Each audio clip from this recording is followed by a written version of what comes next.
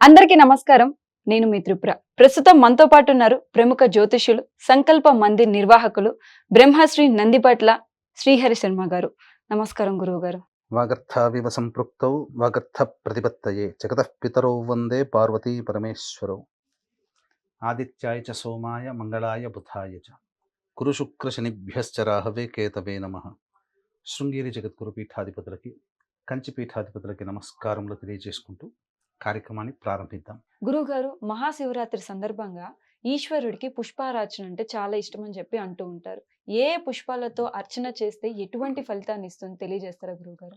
మనకు ఏ దేవతకైనా కానమ్మా పూజ చేసిన తరువాత ప్రతి దేవతకి అర్చన అనేటువంటిది చాలా విశేషం. ఉమ్, ఈ అర్చన ద్వారానే ఆ దేవత సంతుష్టి చెందుతుంది. ఉమ్, ఇప్పుడు సంబంధించి అమ్మవారికి అష్టోత్తర పూజ అని, అయ్యవారికి ఇలా చేస్తుంటారు. అయితే ఈ అర్చనలలో ఏ దేవతకి లేనటువంటి విభిన్నము, విశిష్టత పరమేశ్వరుడికి ఉంది.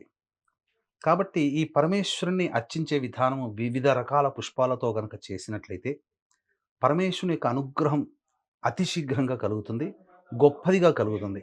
సాధారణంగా మనము ఈశ్వరునికి వివిధ రకాల పుష్పాలతో అర్చన చేయమని శాస్త్రం. అయితే మహాశివరాత్రి సందర్భంగా సంబంధించి విశేషమైనటువంటి అనుగ్రహం కలుగుతుంది పరమేశ్వరునికి.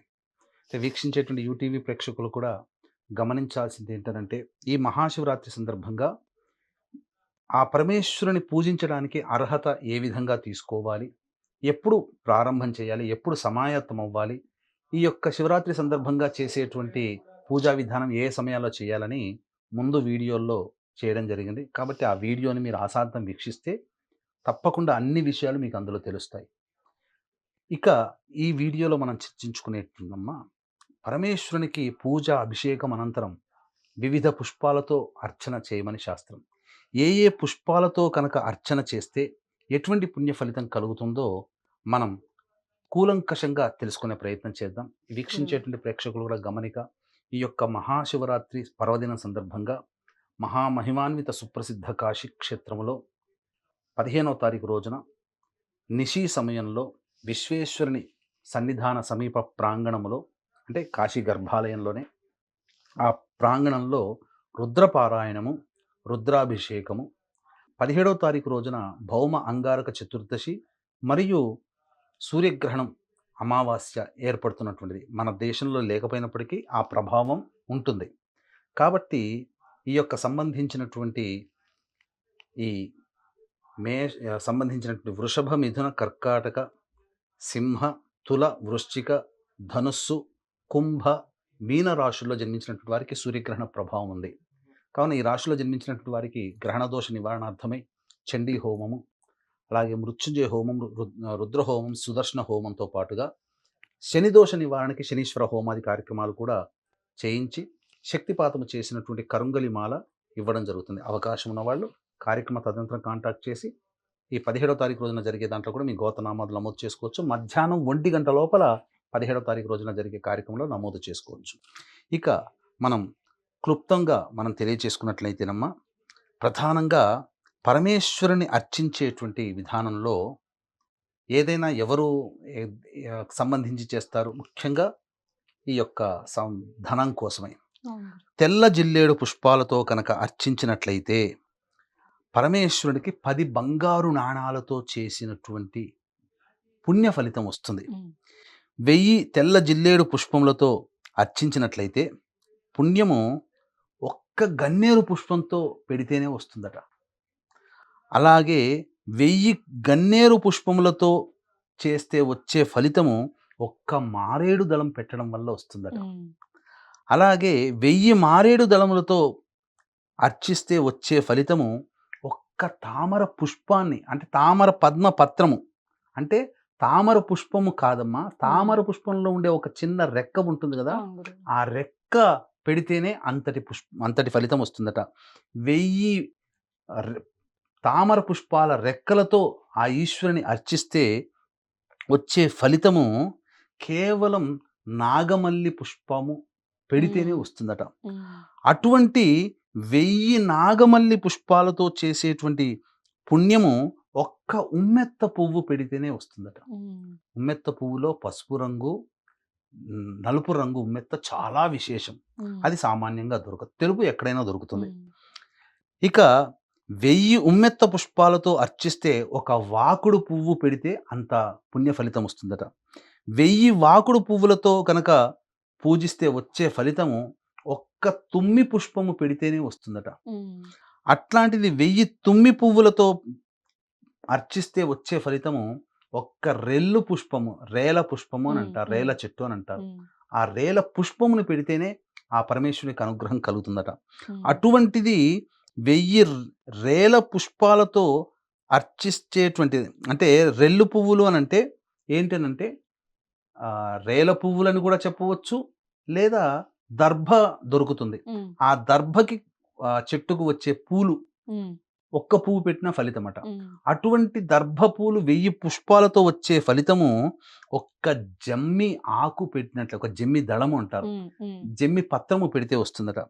అటువంటిది 1000 జమ్మి పత్రాలు పెడితే వచ్చే పుష్పం ఒక్క నల్ల కలువ పువ్వుతో పెట్టడం వల్ల వస్తుందట.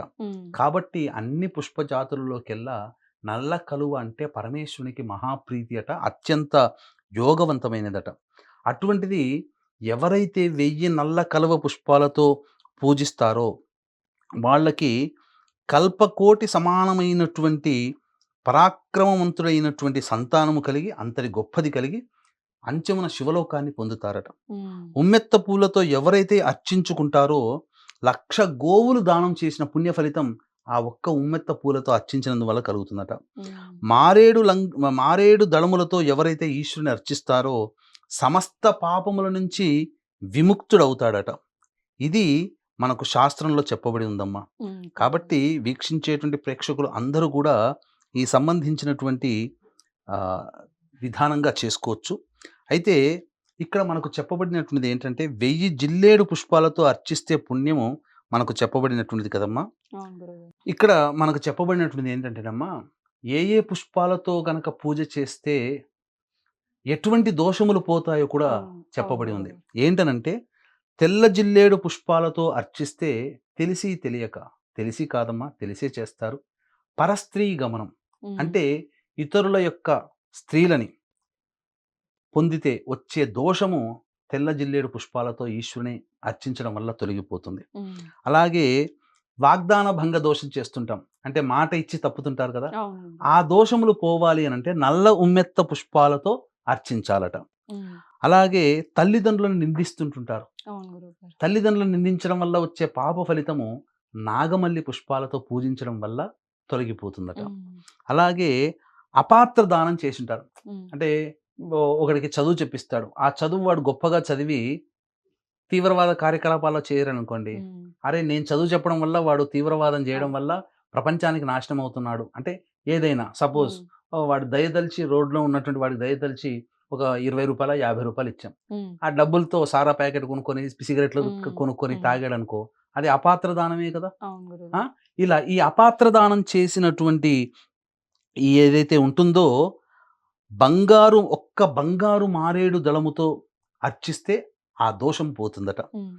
అలాగే గన్నేరు పుష్పాలతో గనక అర్చిస్తే అన్యాయార్జితం, ఇప్పుడు అందరిది అన్యాయార్జితమే, ఎవరు న్యాయంగా సంపాదిస్తున్నారు, ప్రతి వృత్తిలో అన్యాయం ఉంటుంది, ఎక్కడికి పోయినా ఎంతో కొంత మోసం చేస్తే కానీ ధనవంతుడు శీఘ్రంగా కాలేకపోతాడు. అలా అన్యాయార్జితమైనటువంటి దోషం పోవాలంటే గన్నేరు పుష్పాలతో అర్చించాలట. అలాగే ఈ సంబంధించినటువంటి పద్మమును అంటే మహాపాపమును, పద్మాలు అంటే ఏంటి, తామర పుష్పాలతో గనక అర్చిస్తే ఏం చెప్పబడిందంటే, ఇతరులని మనము తెలిసి తెలియక నిందిస్తుంటాం, వాడు చేసిన తప్పు పనులని వీడి తప్పు. ఇప్పుడు ఉదాహరణకి చెప్తానమ్మా, ఈ మధ్య ఎవరో ఒక అబ్బాయి పాటని సరిగ్గా పాడలేదు, బూతుర పదం వచ్చినట్టుగా పాడాడు, ప్రతి వాళ్ళు తిట్టారు, అది దోషమే, తిట్టడం మనకు సంబంధం లేకపోయినా తిట్టడం దోషం. ఆ వచ్చిన దోషం కూడా ఈ యొక్క తామర పుష్పములు పరనింద చేసినందువల్ల వచ్చే దోషం తామర పుష్పంతో అర్చిస్తే పోతుందట. తర్వాత ఇక దీంట్లో మనకు చెప్పబడినటువంటిది ఏంటనంటే, వేద శాస్త్రాల్ని బ్రాహ్మణులని నిందించిన పాపము జమ్మి పుష్పాలతో అర్చిస్తే, జమ్మి పత్రాలతో అర్చిస్తే తొలగిపోతుందట. ఉమ్, మిత్రద్రోహము, ఉమ్, స్నేహితుణ్ణి మోసం చేస్తే వచ్చే దోషం ఏదైతే ఉంటుందో ఆ దోషము తుమ్మి పుష్పాలతో అర్చించడం వల్ల తొలగిపోతుందట. గురువు. అలాగే అబద్ధం ఆడడం వల్ల వచ్చేటువంటి దోషము దర్భపూలతో అర్చించడం వల్ల పోతుందట. అలాగే పంచమహాపాతకాలు అనేవి ఉమ్, చెప్పబడి ఉన్నాయి. సురాపానము, ఉమ్, పరస్త్రీ గమనము, గురుతల్ప గమనము ఇలా చెప్పబడినాయి. ఉమ్, ఉమ్, అలాగే దొంగతనములు ఇవన్నీ కూడా, జూదము ఇవన్నీ పంచమహాపాతకాలు. ఈ పంచమహాపాతకాలన్నీ కూడా నల్ల కలువ పుష్పాలతో అర్చించడం వల్ల తొలగిపోతాయంట. అలాగే స్త్రీ హత్య, గోహత్య, శిశు హత్య చేయడం వల్ల వచ్చేటువంటి మహాపాపము మారేడు దళాలతో అర్చించడం వల్ల తొలగిపోతుందట. ఉమ్, అంటే తెలిసే పాపం చేస్తుంటాం. అవును గురువు. కావాలని ఎదుటివాడిని కక్ష పెట్టుకొని, కావాలని ఉద్యోగం నుంచి తీయించడము, ఉమ్, కావాలని బాధ పెట్టడము, కొట్టడము, నిందించడము, ఉమ్, తెలిసి ఇది తప్పని తెలిసినా ఉమ్, మనం ఆ పనులు చేస్తుంటాం కక్ష కొద్దీ. అవును గురువు. అటువంటి చేయడం వల్ల వచ్చే పాపములని మనము ఎట్లా తొలగించుకోవాలి మనకు చెప్పబడినటువంటిదంటే సహస్ర కమలములు అనేటువంటివి. ఉమ్, అంటే 1000 పుష్పాలతో, తామర పుష్పాలతో గనక అర్చిస్తే ఉమ్, ఆ దోషములన్నీ తెలిసి చేసిన పాపాలు కూడా తొలగిపోతాయని చెప్పి మనకు శాస్త్రంలో చెప్పింది. ఇది నేను చెప్తున్నటువంటి మాట కాదమ్మా, సాక్షాత్తు కుమారస్వామియే ఉమ్, అగస్త్య మహామునికి చెప్పినటువంటి మాట. గురువు గారు. కాబట్టి ఈ రకమైనటువంటి దోషములు తొలగిపోవడానికి ఈ రకమైనటువంటి పుష్పాలతో అర్చన చేస్తే సంపూర్ణమైనటువంటి యోగం కలుగుతుంది. వీక్షించేటువంటి ప్రేక్షకులు కూడా గమనించాల్సినటువంటిది, ఈ యొక్క మహాశివరాత్రి సందర్భంగా మహామహిమాన్విత సుప్రసిద్ధ కాశీ క్షేత్రంలో ఆ యొక్క పరమేశ్వరుని యొక్క గర్భాలయానికి సమీపంలో, అంటే ప్రాంగణంలోనే, గర్భాలయ ప్రాంగణంలో శివరాత్రి రోజున రుద్రాభిషేకము, రుద్రపారాయణంతో పాటుగా ఈ యొక్క 17వ తారీఖు రోజున సూర్యగ్రహణం మనకు లేకపోయినా ఆ ప్రభావం ఉంటుంది ప్రపంచవ్యాప్తంగా. మధ్యాహ్నం 3 గంటలకి ప్రారంభమవుతుంది. ఈ యొక్క సూర్యగ్రహణానికి సంబంధించి వృషభ, మిథున, కర్కాటక, సింహ, వృశ్చిక, ధనుస్సు, కుంభ, మకర, మీన రాశుల్లో జన్మించిన మకర, కుంభ, మీన రాశుల్లో జన్మించినటువంటి వారికి ఈ యొక్క సంబంధించినటువంటి దోష పరిహారార్థమై, ఈ సూర్యగ్రహణ దోష పరిహారార్థమై చండీ హోమము, మృత్యుంజయ హోమం, రుద్రహోమము, సుదర్శన హోమము, అలాగే శనిదోష నివారణకి శనీశ్వర హోమములు కూడా జరిపించి శక్తిపాతము చేసినటువంటి కరుంగలి మాల ఇవ్వడం జరుగుతుంది. 17వ తారీఖు రోజున జరిగేటువంటి కార్యక్రమంలో మధ్యాహ్నం 1 గంట లోపల మీ గోత్రనామాదులు నమోదు చేసుకోవచ్చు. ధన్యవాదాలు గురువు గారు. చాలా చక్కగా వివరించారు. ధన్యవాదాలు గురువు గారు. సర్వం శ్రీ ఉమామహేశ్వర పరబ్రహ్మార్పణమస్తు.